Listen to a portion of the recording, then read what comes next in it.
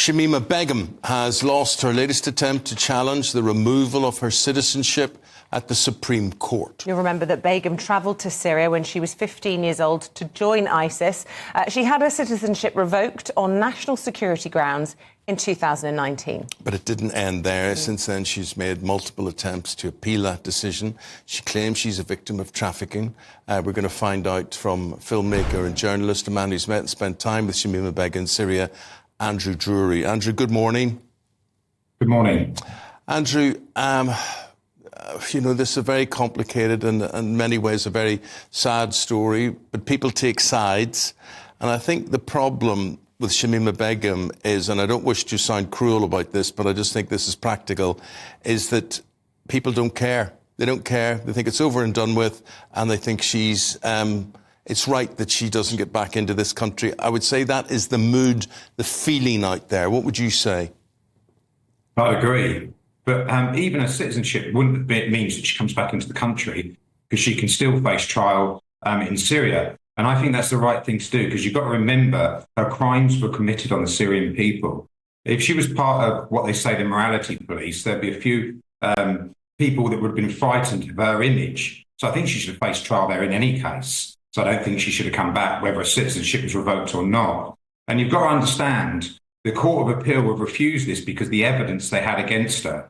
I know by speaking to witnesses on the ground that she I would say quite certainly sewed suicide vests. I would say that she was definitely part of the Hizbullah police by the people I was saying. So I think it's the right thing to do. And I think it stops that question about this country, will she come back? I think it's definitely no now. I mean, you talked about the Court of Appeal. That case was unanimously dismissed back in February. One, though, of I think the Lady Chief Justice, she said it could be argued the decision in Ms Begum's case was harsh, but she said it could also be argued that she's the author of her own misfortune. I suppose this all hangs around the fact she was 15 when she went out there, which is quite clearly a child. You've met her since as an adult. Do you think she's gaming all of this? Do you think that she's trying to act remorseful because she's seen the way the caliphate has gone and just wants to come home? Or, you know, what was your impression of her authenticity, I suppose? It started at the point, because I've met her on 6-7 occasions. When I first met her, I had that feeling that she was trafficked and she was a young, scared girl. She'd made a mistake. She was quite apologetic in a way, regretting what she had done. What changed my view on her is over a period of 2 years, she had changed her character into this victim. Somebody had got to her and said that she was, you know, if I give you, for instance, when I first met her about her husband, she said she loved her husband. She looks forward to being back with him. By the time I'd finished speaking to her, yeah, just to remind people, he was a Dutch IS member who we believe beheaded and executed lots and lots of people. He's in jail somewhere. And this was a woman that she said, and she was aware that he did that.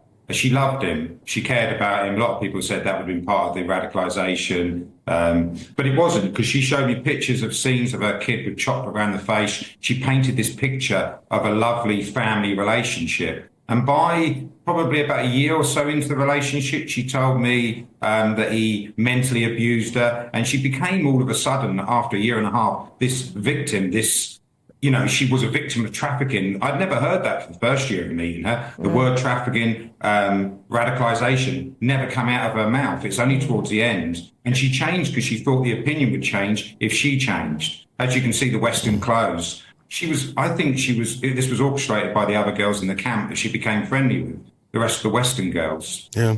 But Andrew, you know, you say she could face trial in Syria, which sounds a very frightening prospect. Is she free to leave Syria? Does she have nationality anywhere in the world? What are the options open to her? She has no options. Her options are none. I mean, she has to stay there.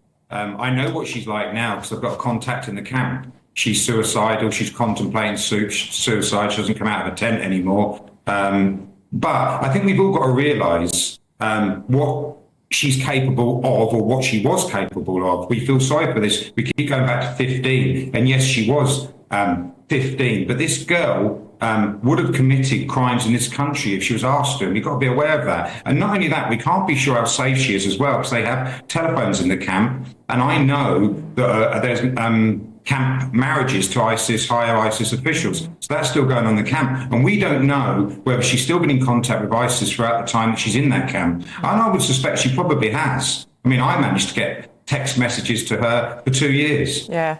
But ideas don't die, do they? They just, I suppose they go underground. And a lot of us have kind of thought the threat from IS or ISIS had sort of passed. And then you look at what happened in Moscow last week and you wonder, how real the threat still could be. I mean, France have just raised their terror threat level to the highest level, haven't they, in response to what happened last week? We have to be mindful of that this could all happen again.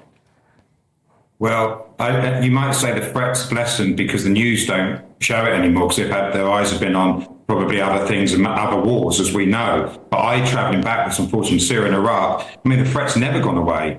It's lessened because they took Raqqa and Baghouz and places like that. But there's pockets of ISIS all over the place in the Middle East. It hasn't gone away at all, and the threat is still live and real. Probably within this country in itself, there's pockets. So we don't know what she's capable of. I certainly don't know, because I know her for 2 years. At one stage, she said I was the closest person to her, and I don't know her. And I think she is a threat, even if it's just for what she stood for. And I think her punishment's right and justified.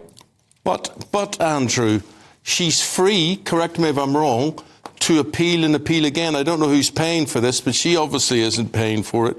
And she can keep coming back and say, I'm going to try again. Can she not? I think the Court of Appeal said no. There's organisations such as Reprieve and people like this, and I don't understand where she gets all this money. And I don't think that's right in this only case. Let's talk about millions of her defence. I find that absolutely shocking. And no one I ever hear talks about the victims of Syria were at the hands of people like her. I don't even know why we're so that concerned and bothered about her. We keep going back to the age of her being 15. But 15-year-olds, believe me, in Syria, commit the most heinous crimes. So I have little sympathy for her. OK. Andrew, very, very interesting hearing from you, and the fact that you have met her and you have visited her. That's the story of Shamima Begum, who's lost an initial bid to challenge her citizenship removal at the Supreme Court yesterday. Andrew, thank you very much indeed. We'll leave it there. Thank you.